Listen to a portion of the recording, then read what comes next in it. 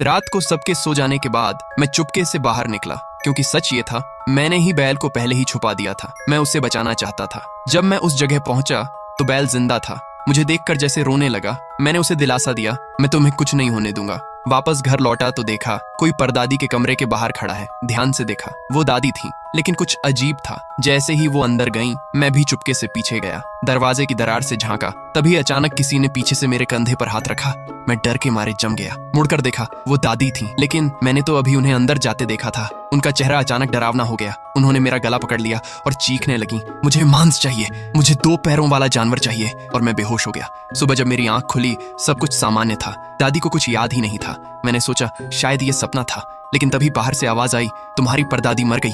मैं दौड़ कर गया। वो सच में मर चुकी थी। सब लोग कह रहे थे 120 साल की उम्र में मरना तो सौभाग्य की बात है। भीड़ में वही बूढ़ा आदमी फिर दिखा। वो मुस्कुराते हुए बोला, मेरा चाकू काम आया ना? मैं गुस्से में बोला, कुछ भी नहीं हुआ। वो हंसते हुए बोला, अगर काम नहीं किया होता तो वो शरीर कैसे मरता? मैं चौंक गया। उसने धीरे से कहा, उसकी आत्मा अब किसी और के शरीर में जा चुकी है। और फिर चेतावनी दी, जब तक तुम ये नहीं जान लेते कि वो किसमें है, तब तक अपने घर में किसी पर भरोसा मत करना। उस रात मैंने एक प्रयोग किया, जमीन पर राख फैलाई, ताकि अगर आत्मा वापस आए तो निशान दिखे। लेकिन सुबह वहां कोई पद चिन्ह नहीं था। मतलब जिस शरीर को हमने दफनाया उसमें आत्मा थी ही नहीं। अब डर और बढ़ गया। वो आखिर गई किसके अंदर? दफनाने के दिन दादी ने एक खास जगह चुनी, लेकिन दादाजी अजीब बातें कर रहे थे, जैसे वो परदादी से डरते थे। और दादी आज पहली बार दादाजी के सामने खड़ी हो गई। उनकी आंखों में कुछ अलग था।